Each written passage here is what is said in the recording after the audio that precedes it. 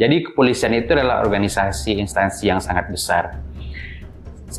Dalam strukturnya itu tidak semuanya jadi penyidik, tidak semuanya jadi reserse. Kita kan juga butuh yang ahli komputer, Betul. ahli kimia, ahli di bidang kesehatan. Nah, untuk mendapatkan itu, Polri membuka namanya Sekolah Inspektur Polisi Sumber Sarjana.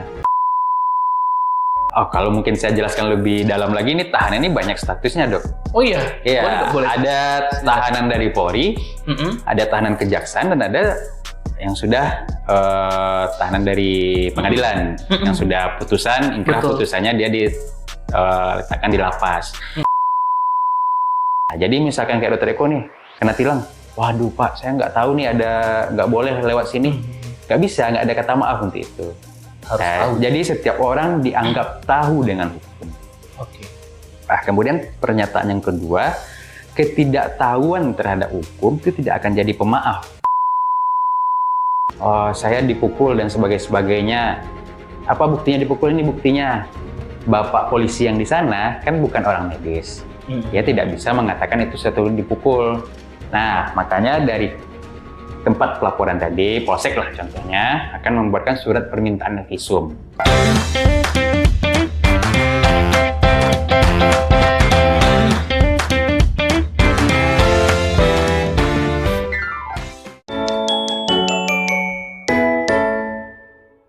Halo sahabat semua, kembali lagi ke podcast Sahabat Dr. Eko di dalam segmen Meet the Expert. Hari ini kita kedatangan seorang expert, seorang yang ahli di bidangnya, seorang dokter, dan juga seorang polisi. Nah, jadi seorang dokter di kepolisian, Ibtu Adrian Sikumalai. Oke, selamat siang Dokter Selamat Malai. siang, Dokter Eko. Kenapa nggak Dokter Adrian panggilannya? Kenapa Dokter Malai? Wah, itu sejarahnya panjang, Dokter Eko. Oh, gimana Dok? Itu dari waktu SMA. Waktu SMA, sebelumnya kalau teman SD SMP manggilnya Adrian. Waktu SMA saya ikut basket lah di sekolah. Bikin baju basket, nama belakangnya Malai. Jadi tercitra lah nama itu sampai ke kuliah. Tapi kalau di institusi panggilnya Dokter Adrian. Dokter Adrian sesuai nama ya. Oh iya, Dokter Adrian. Soalnya sahabat semua, Dokter Adrian Sikumalai ini adalah rekan saya waktu di pendidikan dokter dulu di S1, dan sekarang beliau masuk ke institusi kepolisian. Nah, nanti di bidang itu kita akan banyak bertanya. Tapi saya kenalnya Dokter Malai. Siap. Bukan Dokter Adrian. Dok, ini yang pertama. Dari zaman kecil itu, waktu kecil tuh memang pengen jadi seorang dokter, Dok? Memang pengen jadi seorang dokter. Boleh diceritakan, Dok, zaman kecilnya di mana? Ya, mungkin Terus kenapa milih jadi dokter? mungkin doktrin dari orang tua ya, Dok ya. Orang tua menginginkan jadi dokter, dan di keluarga pun belum ada yang jadi dokter. Dan dokter ini kan citranya adalah suatu profesi yang sangat mulia. Oke. Ya. Malaikat berjas putih lah istilahnya. Ya, kemudian ada rezeki, alhamdulillah diterima di Fakultas Kedokteran. Pada saat itu bahkan belum ada kepikiran untuk jadi polisi.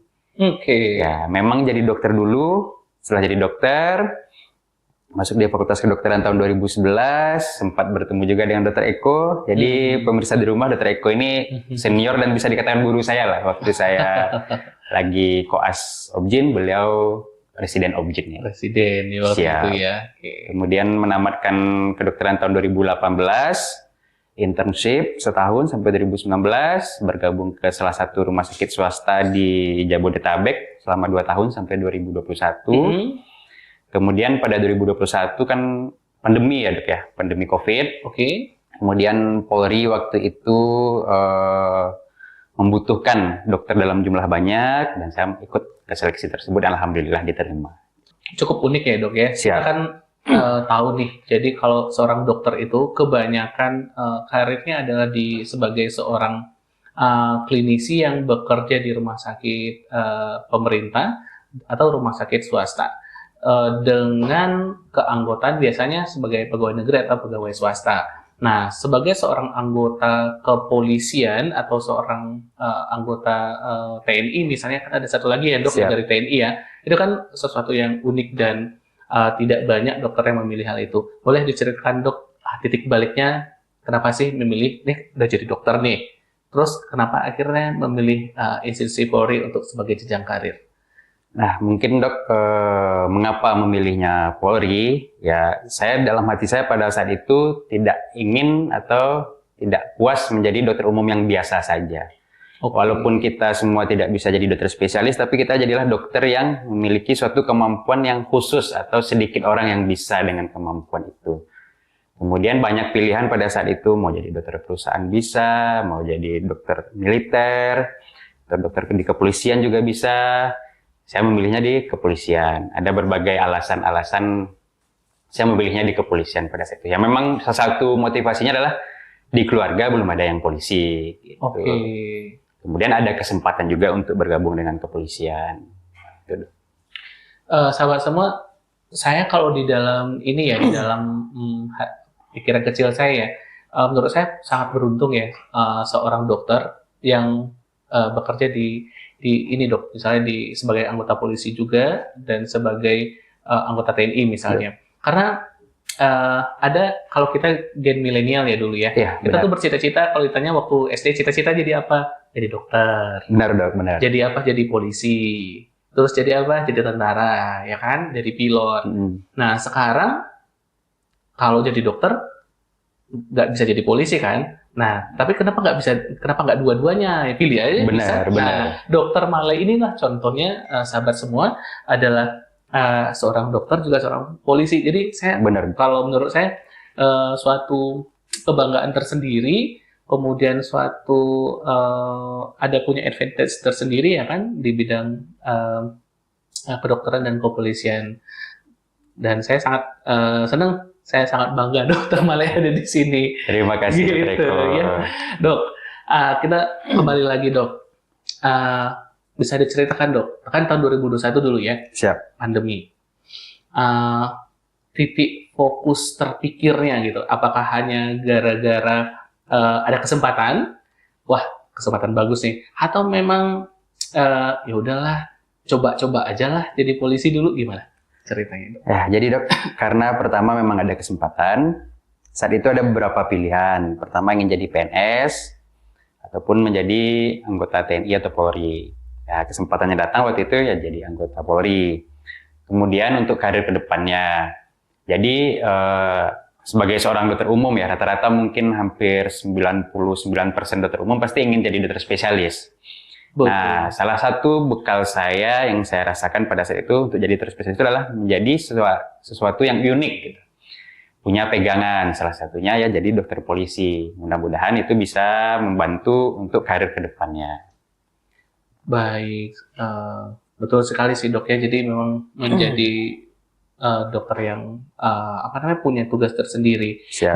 Dokter, saya awam nih dok, bidang kepolisian ya. Baik. IPTU itu inspektur 1 ya dok. Inspektur polisi 1. Inspektur polisi 1. Inspektur polisi 1 itu perwira pertama ya namanya. Itu perwira pertama.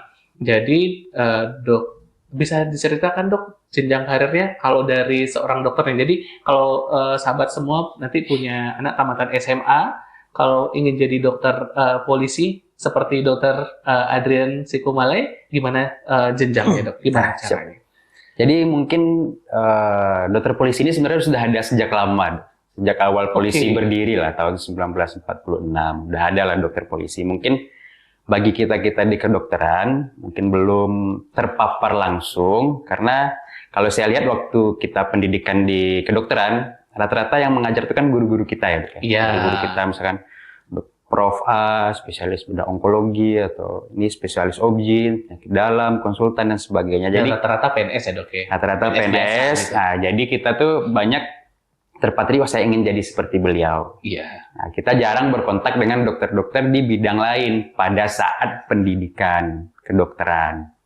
Nah, waktu itu saya karena merasa unik, jadi saya search gitu, bagaimana sih kedokteran polisian ini.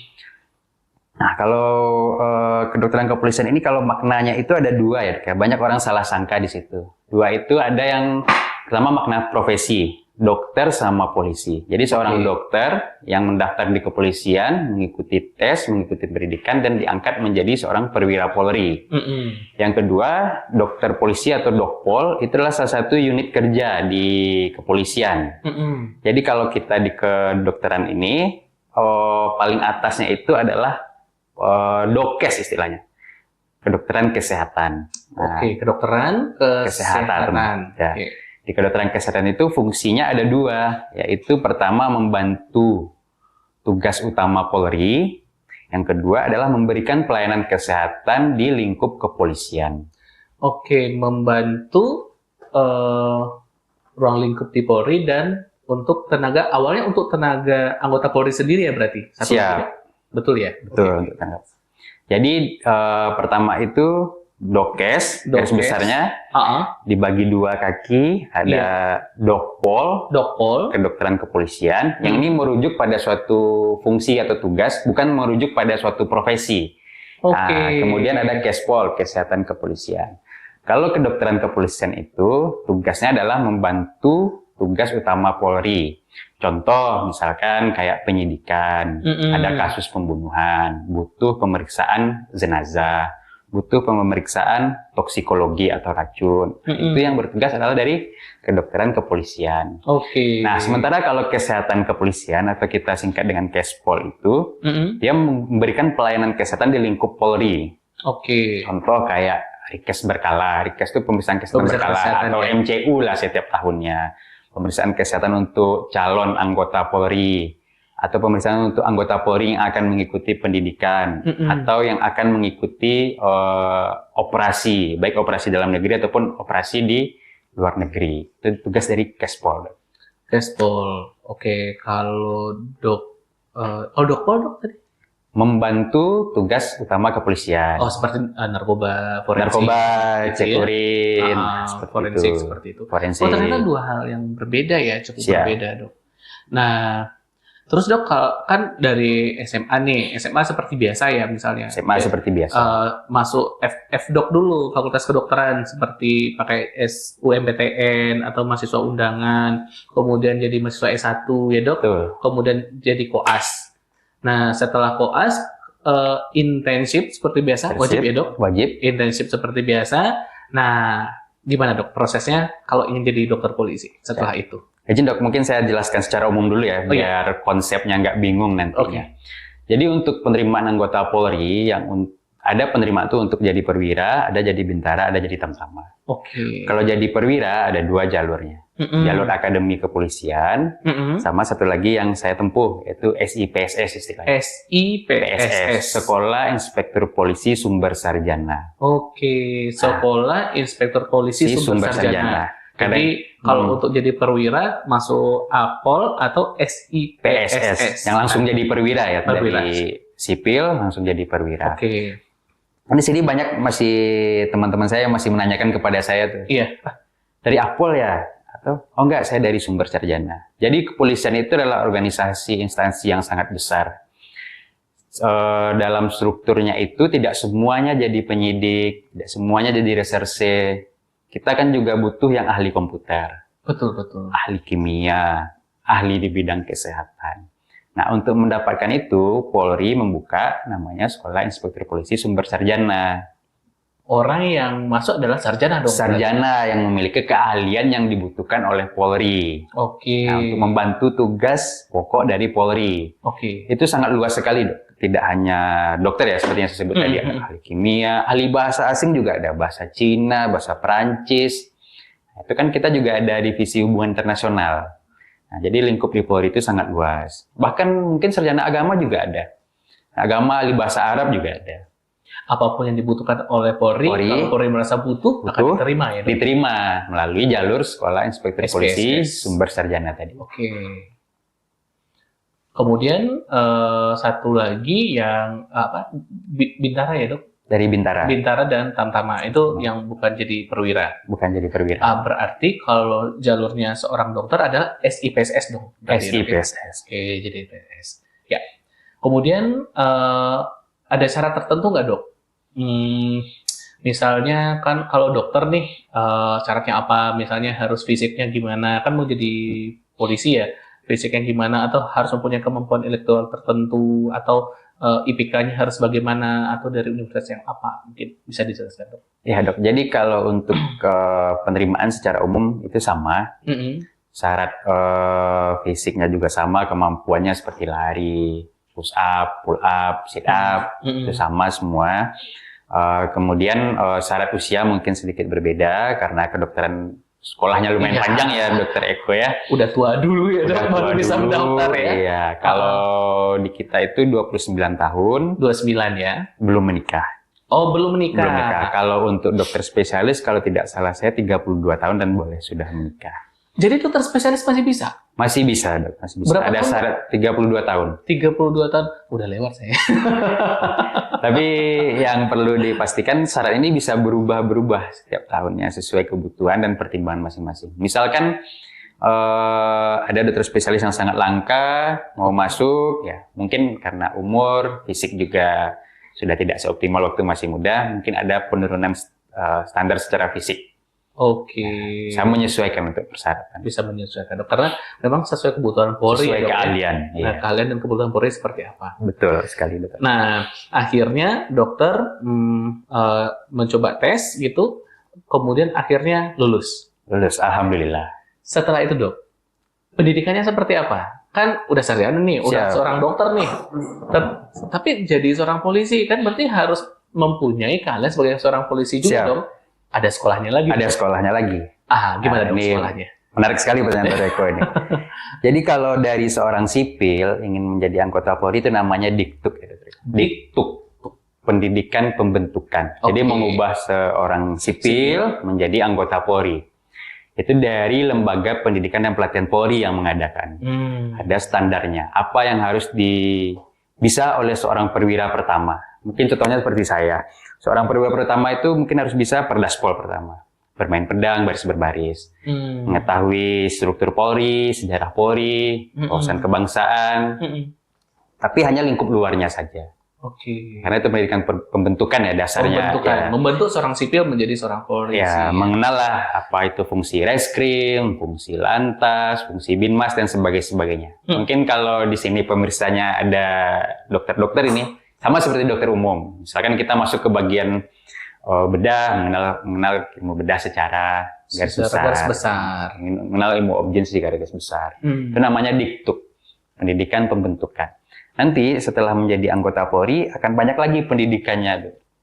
Ada istilahnya dikjur, pendidikan kejuruan. Kejuruan. Itu setelah diktuk dong ya? Berarti sudah menjadi anggota Polri. Polri dulu. Nanti di saat kita menjadi anggota Polri, kita akan ditempatkan di satuan-satuan kerja Polri. Iya. Nah, kalau kita dokter ya tentu akan ditempatkan di satuan kerja Dokes, kedokteran dan kesehatan tadi. Dok, maaf dok. Siap. Saya potong sedikit. Saya agak tertarik dengan ini nih pendidikannya. Diktuk itu berapa lama dok dan di mana ininya? Diktuk kalau waktu saya dulu karena khusus dokter, pendidikannya selama 2 bulan di Sukabumi. Sukabumi. Ya. Kalau itu langsung jadi perwira kita setelah itu? Belum? Langsung jadi perwira. Langsung diangkat ya? Angkat jadi perwira. Kalau sekarang untuk yang terbaru ini pendidikannya di Akpol selama 4,5 bulan. Oh. Ya, jadi kalau untuk pendidikan dari sejarah awalnya dulu tahun-tahun 80-an itu memang masanya itu berganti-ganti. Pernah ada 11 bulan, pernah ada 6 bulan, ada saya yang paling singkat waktu itu 2 bulan, sekarang 4,5 bulan. Tergantung kebutuhan kali ya. Tergantung kebutuhan dan kan kurikulum itu berubah-ubah. Kurikulum pendidikan ya. Ya, karena nanti kan setiap kita keluar, nanti berapa tahun akan ada evaluasi dari Lemdik. Oke. Mungkin kita akan diberikan kuesioner, ya, kamu kira-kira apa nih dari pendidikan kamu yang bisa kamu terapkan, apa kekurangannya, apakah yang kamu rasakan butuh. Iya. Kan ada penyesuaian kurikulum. Nah dok, setelah pendidikan itu jadi polisi dong, pangkatnya IPDA. IPDA, Polisi 2. Polisi 2, dokter gitu ya. IPDA, dokter. Nah, setelah itu kita langsung ditempatkan? Kita langsung ditempatkan, penempatannya ya bisa di Mabes Polri, Markas Besar, ataupun di Polda. Di Polda. Kalau dokter waktu itu? Saya waktu itu langsung ditempatkan di Polda Sumatera Barat. Oh, langsung di Polda Sumatera Barat. Benar, dok. Bisa ditempatkan kemana dok? Kemana saja bisa dok? Kemana saja bisa. Tapi nggak harus ke tempat sendiri gitu? Tidak harus ke tempat sendiri. Cuman memang kalau Dokter Eko melihat nih beberapa Polri anggota Polri, rata-rata pasti mereka ada kembali ke tempat asal.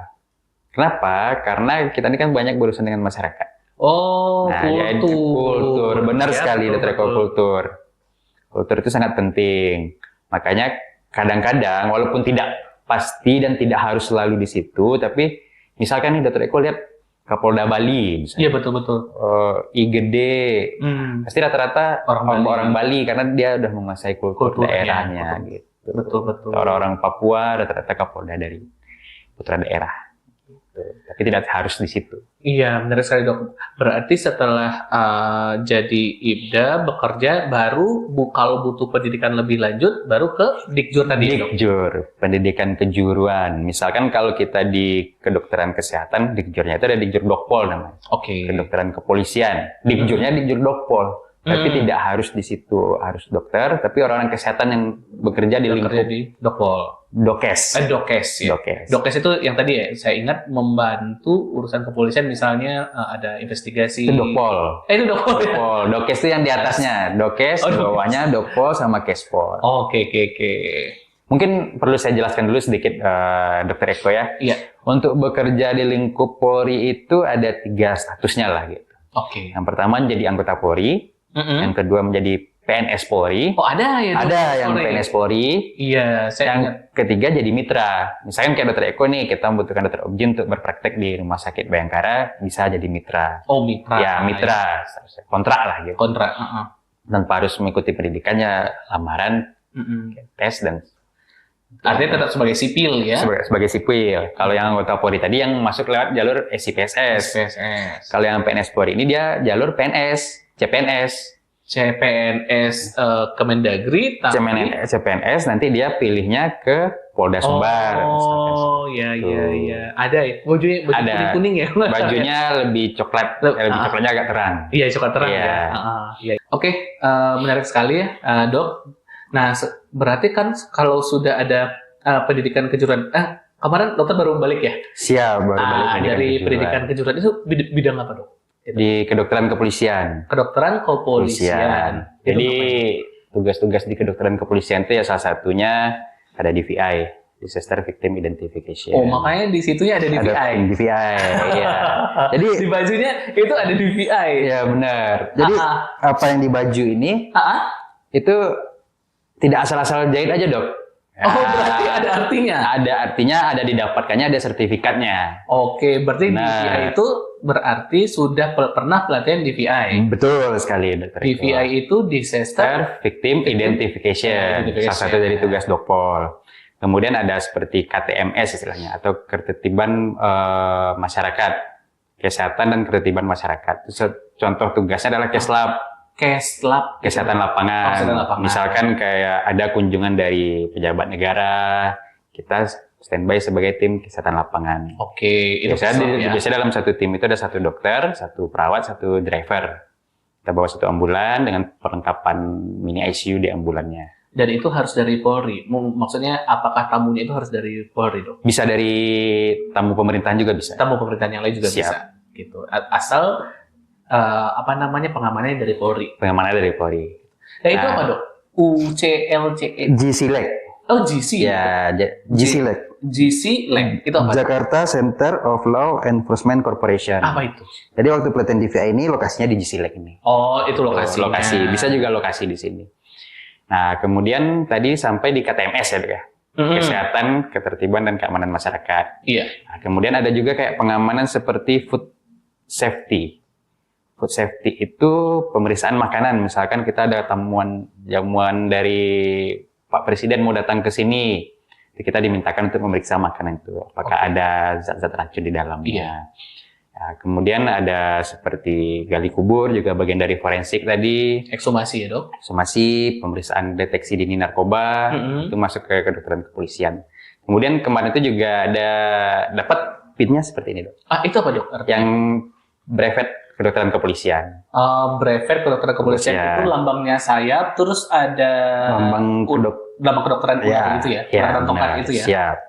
Kemudian di saat pelatihan itu kita juga ada evakuasi di udara dan air. Misalkan terjadi suatu kecelakaan di air, bagaimana kita mengevakuasinya. Itu juga di pelatihan pendidikan kejuruan tadi. Itu pendidikan kejuruan Ya, juga. atau misalkan evakuasi udara, misalkan terjadi helikopter jatuh, seperti contoh Kapolda Jambi yang dulu, Iya. masih ingat waktu di Sungai Penuh, Iya. helikopternya jatuh, akses ambulan tidak bisa ke sana, evakuasinya pakai helikopter. Nah, itu kita pelajari. Dan itu butuh orang yang ahli di bidang itu. Ahli, Paling tidak mempunyai sertifikat lah punya di sertifikat. bidang itu. Dari pendidikan kejuruan kita dapat sertifikat, kemudian penghargaan di pakaian kita dapat brevet istilahnya. Oh, jadi yang kuning-kuning itu brevet ya? Dok? Iya, benar. Brevet kedokteran. Kepolisian ini itu evakuasi udara dan air. Oke. Yang di bawahnya, Dok? Yang di bawahnya ini kesatuan. Kedokteran kepolisian. Kedokteran Ya? kepolisian. Di Dokes. Siap. Kalau yang ini, Dok, yang di leher? Ini pangkat. Oh, pangkat. Pangkat. Di Awam. di pangkat ini Satker, Satuan kerja. ini satuan wilayah. Polda, Sumatera Barat, Polres. Koordinasi Polda, putusnya Polda. Kalau di Mabes Polri, tulisannya sini Mabes Polri. Mabes Polri. Oh, jadi semuanya sahabat itu ada arti ya? Ada artinya. Nggak bisa ditempel-tempel lambang apapun ya di sini, kecuali Betul untuk sekali, didapat betul ya. sekali. Harus ada sertifikatnya dulu baru bisa Ada ditempel di situ. sertifikatnya, betul. Oke, Dok.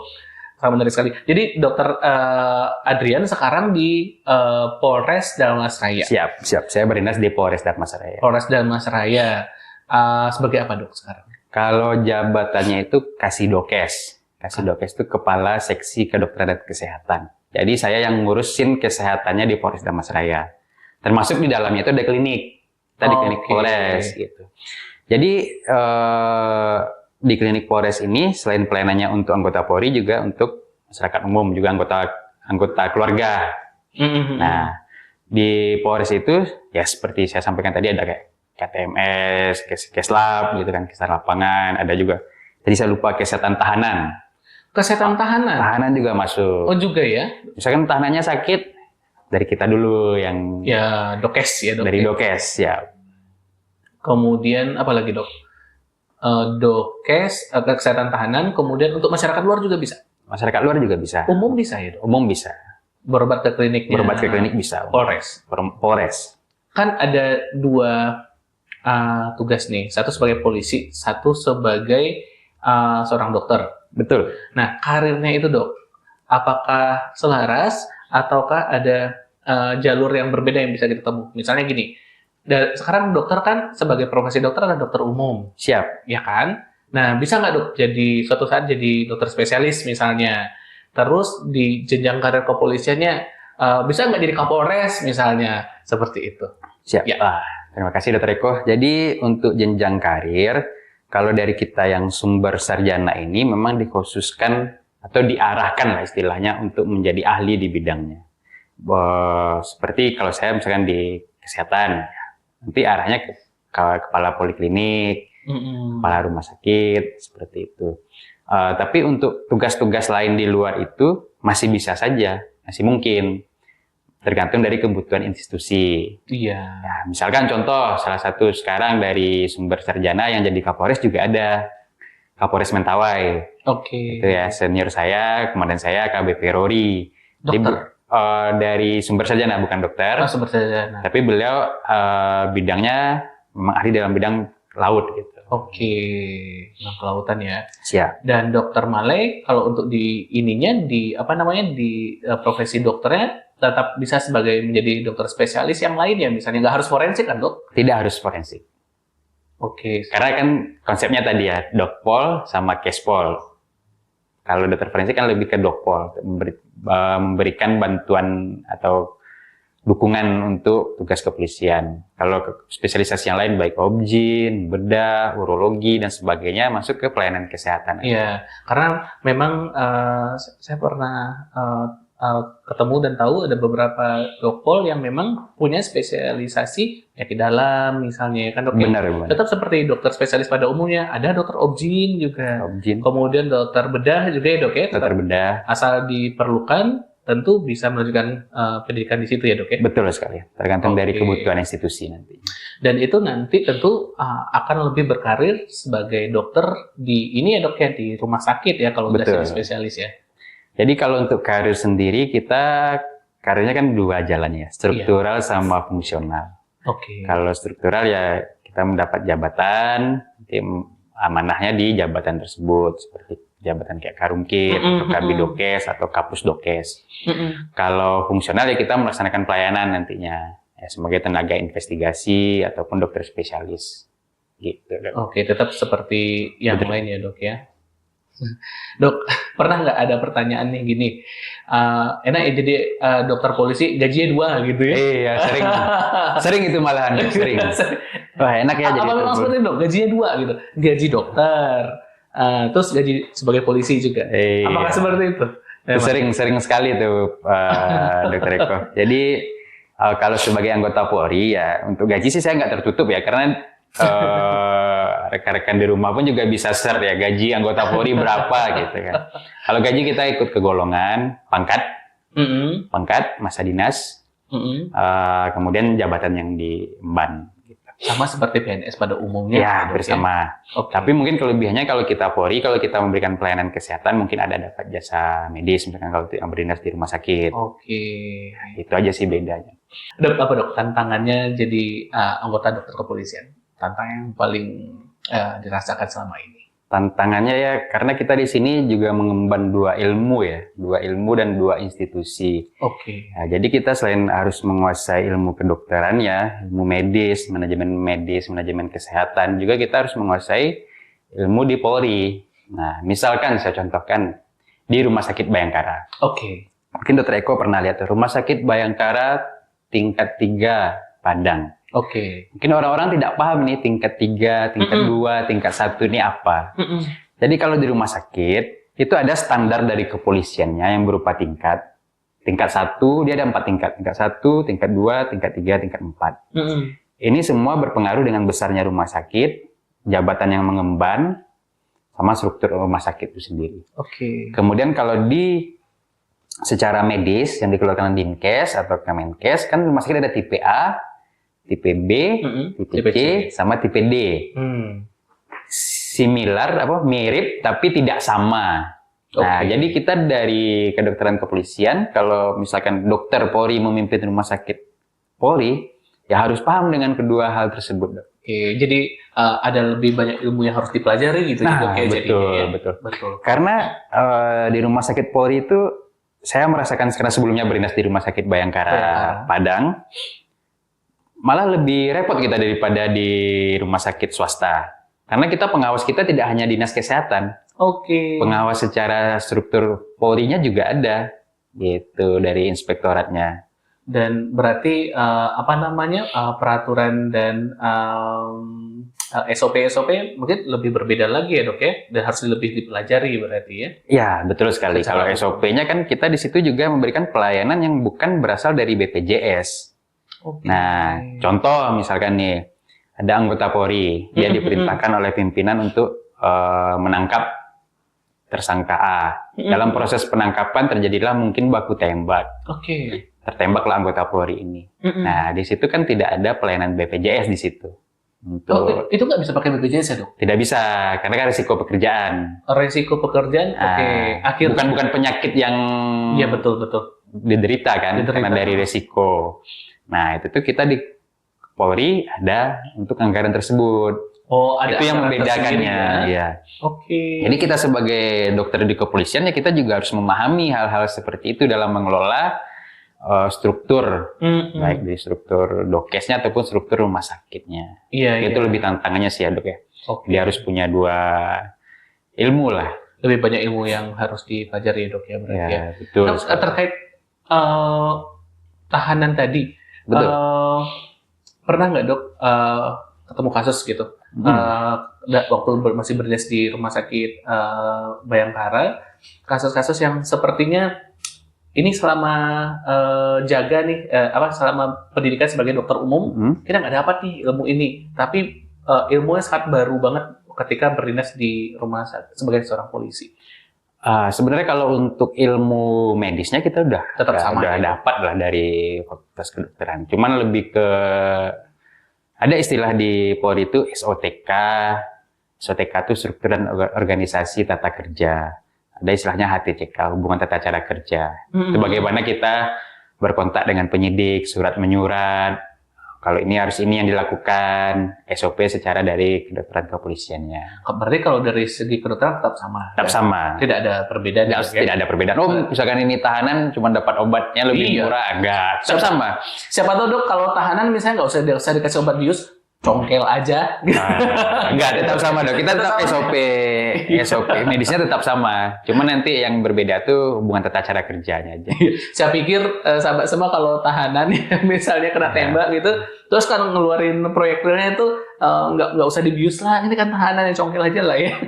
Tidak dok, tetap sama. Karena kan sekarang Polri humanis ya. Oh, humanis. Jadi cuman berbedanya di struktur tadi saja sama hubungan tata cara kerja. Misalkan kalau tahanan datang dia nggak bawa BPJS dok, dia membawa surat pembantaran dari penyidiknya. Oh, karena nggak punya BPJS ya? Punya BPJS pun tidak berlaku karena dengan statusnya sebagai tahanan. Oh iya. Gitu. Jadi kalau mereka sakit berarti harus ke kliniknya Polri ya, gitu. Oh kalau mungkin saya jelaskan lebih dalam lagi, ini tahanan ini banyak statusnya dok. Oh iya. Iya. Ada tahanan dari Polri, ada tahanan kejaksaan dan ada yang sudah tahanan dari pengadilan yang sudah putusan, ingkrah putusannya dia diletakkan di lapas. Kalau untuk kita, karena kita lingkupnya Polri, kita hanya memberikan pelayanan kepada tahanan Polri. Oh. Tahanan Polri itu, ini rekan-rekan di rumah, tahanan Polri itu misalkan seseorang ditangkap atas tersangka kasus, anggaplah kasus pencurian, kemudian selama proses penyidikan, BAP, saksi dan sebagainya, dia ditahan, kemudian sakit. Itu memang tanggung jawab dari kita, karena unsur pendukung kan kita mendukung. Tapi kalau dia sudah dilimpahkan ke kejaksaan, itu bukan tanggung jawab dari kita lagi. Tapi beberapa hal kalau memang alasan-alasan tertentu, misalkan kejaksaannya tidak punya tahanan, tidak punya ruang tahanan, dititipkan ke ruang tahanan di Polres atau Polsek, kadang-kadang masih berobat dengan kita, tapi dengan TCK tadi yang berbeda tadi, administrasinya berbeda lah. Oh, gitu. Berbeda juga dengan tahanan yang udah di lapas. Oh, lapas itu berarti di lembaga pemasyarakatan. Klinik lapas. Klinik lapas. Tidak ada hubungannya dengan kepolisian. Oke. Baru tahu saya sahabat semua ini ada perbedaan-perbedaan seperti itu ya. Jadi ingat lagi ya sahabat ya, walaupun tahanan ya, kalau dokter proyektil tetap dibius ya. Karena jok-jok kita waktu koas dulu ya, waktu dokter muda, waktu jaga di IGD. Kalau misalnya datang pasien kecelakaan, kalau mabuk ya kan, mabuk malam minggu, kalau mabuk terus datang IGD tabrakan, ya kan, terus mau kita jahit, nah nggak usah dibius ya kayaknya ya. Karena udah mabuk gitu. Tapi tetap ya sahabat kita tetap bius kok. Sesuai SOP ya. Tapi hanya sekedar jok-jok di IGD. Kalau orang mabuk ya nggak usah dibius gitu. Oke, dok.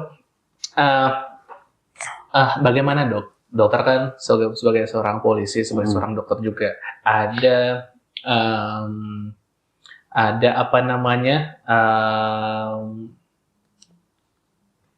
idealisme tertentu sebagai seorang dokter ya kan. Betul. Terus ada tugas-tugas tertentu sebagai seorang polisi. Pernah nggak dok mendapatkan sebuah konflik kepentingan, dok? Misalnya harus bekerja sebagai dokter, kemudian harus mengikuti perintah atasan, misalnya seperti itu. Pernah nggak dok dapat konflik kepentingan dan gimana dok cara menyelesaikan? Kalau konflik kepentingan itu ya di setiap profesi pasti ada ya dok.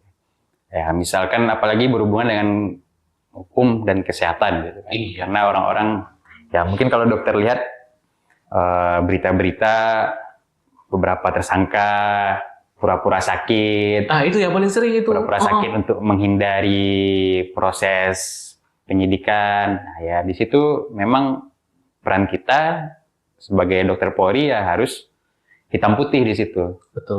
Harus jelas sesuai dengan apa yang telah dituliskan di Perkap. Jadi kita bekerjanya ada peraturan Kapolri atau ada Perpol, peraturan kepolisian di situ.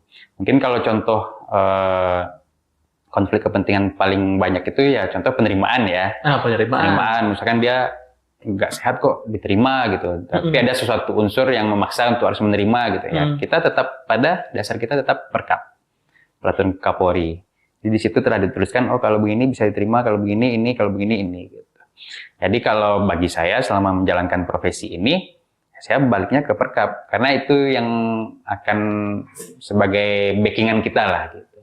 Berarti tetap harus profesional. Harus Dok, profesional, apalagi banyak lah ya. Kadang situasi yang membuat kita terpaksa, dok ini harus dibikin inilah, tapi kita tetap untuk dengan hasil pemeriksaan kita pada saat itu. Oke, tetap harus sebagai idealisme seorang dokter ya dok ya. Idealisme yang berdasar ya. Dok. Oke. Ya.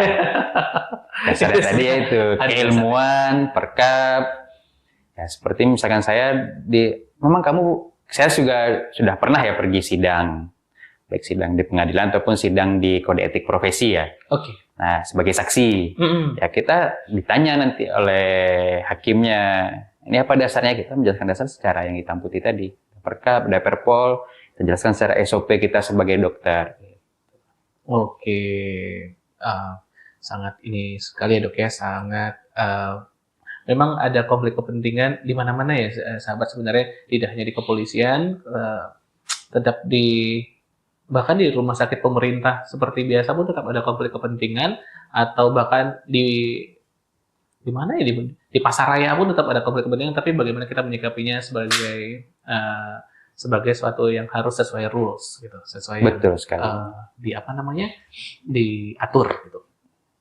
Dok, mungkin sedikit lagi gimana dok, kan dokter Male, Adrian Male adalah seorang dokter juga nih ya, dan menurut saya seorang yang agak sedikit lebih mengerti hukum dibanding saya.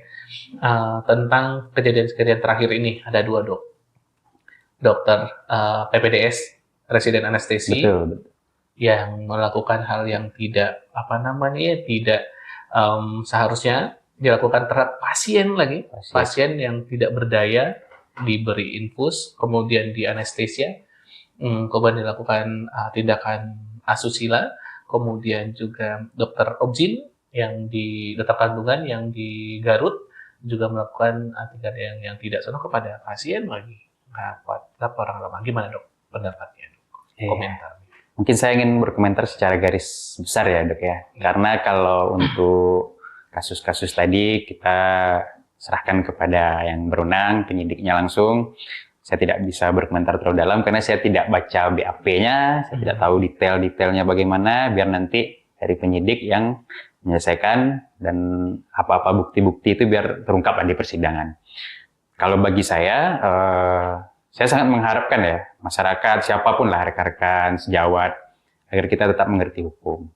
Ya, mengerti hukum itu tidak perlu dalam-dalam, seperti kita orang umum yang mengerti kesehatan. Ya, minimal kayak kita mengerti kesehatan, kita di rumah adalah obat demam, adalah seperti obat batuk, obat standar untuk kotak P3K. Fungsi paracetamol gitu. Betul. Ya. Ataupun kayak kita, walaupun saya bukan anak teknik, tapi saya bisa lah ganti ban mobil, seperti itulah. Oke. Nah, jadi ada gium hukum lah istilahnya. Ada gium hukum itu kayak kata-kata mutiara di hukum itu Dr. Eko.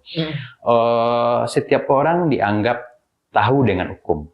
Ya, jadi misalkan kayak Dr. Eko nih, kena tilang. Waduh Pak, saya nggak tahu nih nggak boleh lewat sini. Nggak bisa, nggak ada kata maaf untuk itu.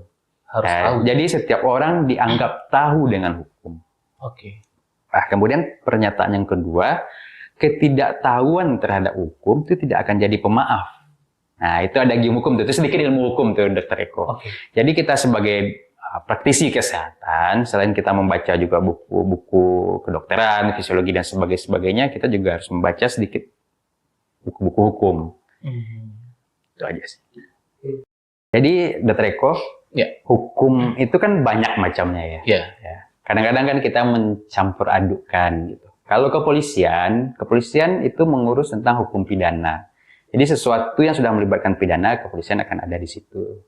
Berbeda dengan hukum-hukum yang lain. Hukum adat, kepolisian tidak ikut serta dalam. Dan termasuk hukum profesi, etika profesi. Kepolisian tidak ikut campur di situ. Kemudian seperti kalau hukumnya dibuat oleh daerah, Perda misalkan peraturan daerah, tidak boleh berjualan di daerah sini. Ya tidak. Mungkin rekan-rekan juga melihat di televisi nggak ada polisi yang ikut serta mengangkut gerobaknya pedagang-pedagang kaki lima itu, tapi lebih ke Satpol PP, karena Satpol PP memang tugasnya untuk menegakkan peraturan daerah gitu. Jadi ada beda-bedanya kapan ini turunnya polisi, Satpol PP, dan penegak-penegak hukum lainnya. Artinya kalau kalau kita lihat di berita, kalau kasus yang oknum dokter itu sudah ditangani oleh polisi, berarti sudah masuk ke hukum pidana ya dok ya, berarti karena penanganannya sudah di kepolisian. Ada mungkin unsur di situ. Unsur pelanggaran pidana. Kalau kita kan sebagai orang awam yang mengikuti kasus hanya dengan dari media massa, kita mengatakannya ya ada unsur dugaan pelanggaran pidana di situ. Gitu. Nanti yang membuktikannya kan penyidik. Penyidik mencari barang bukti, teruskan ke jaksa, jaksa menuntut, di persidangan akan diadili oleh hakim.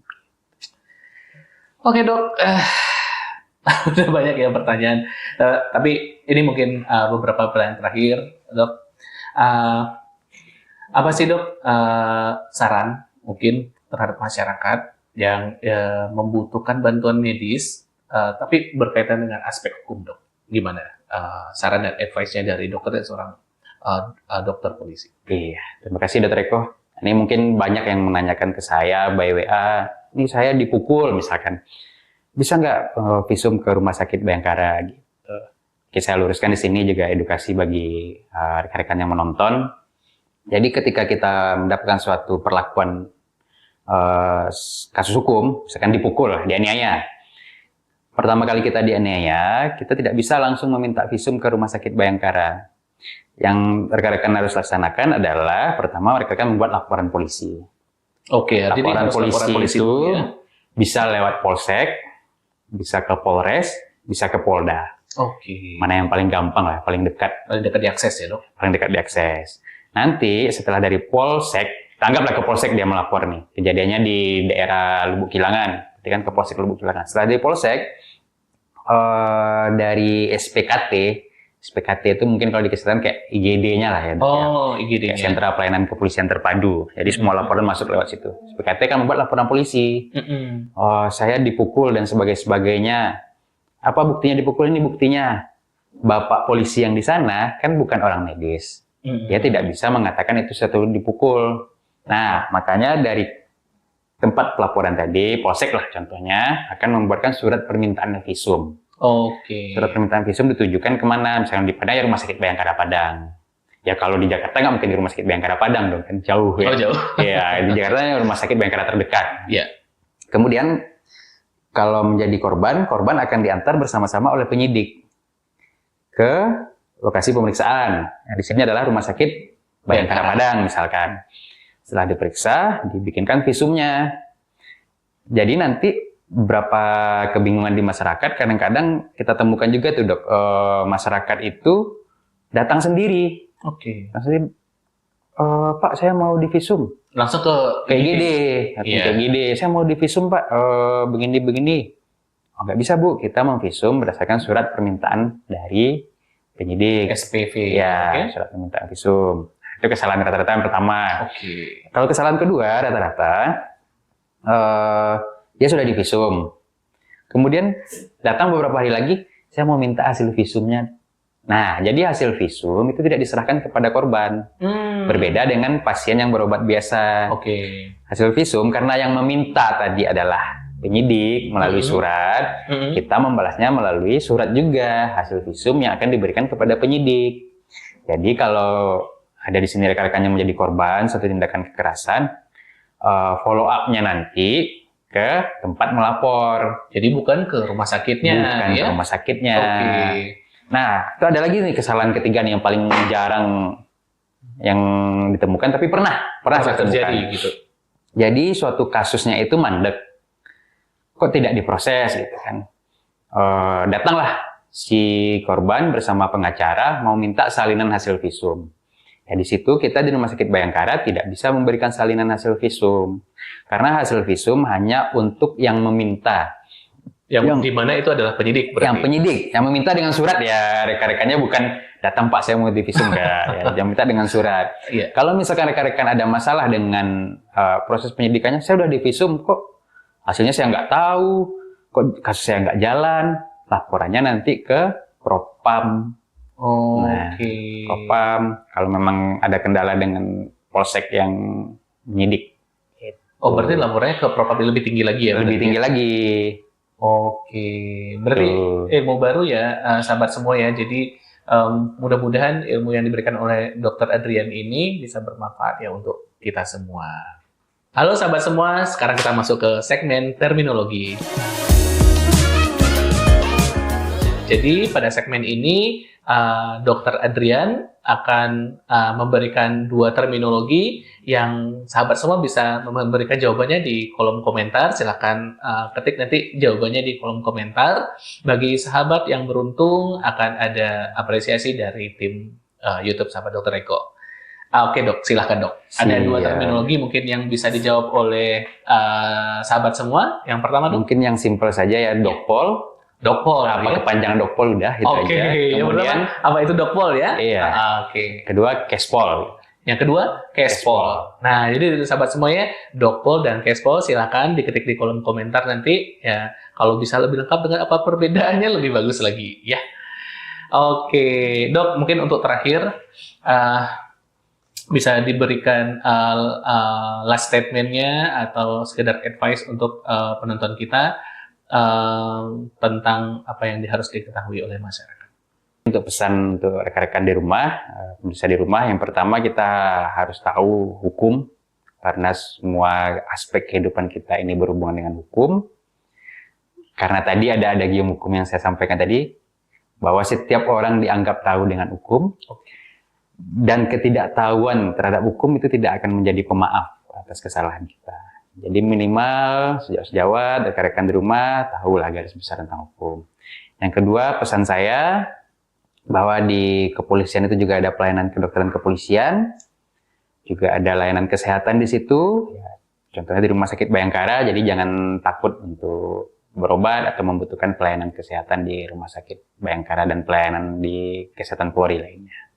Oke, terima kasih sekali itu Dr. Adrian Sikomalai, ya, gitu. Seorang dokter polisi yang mudah-mudahan memberikan insight ya kepada kita semua tentang hukum secara umum dan bagaimana kedokteran kepolisian di Indonesia. Terima kasih dok, sampai jumpa lagi di lain waktu dan sahabat semua sampai jumpa. Okay.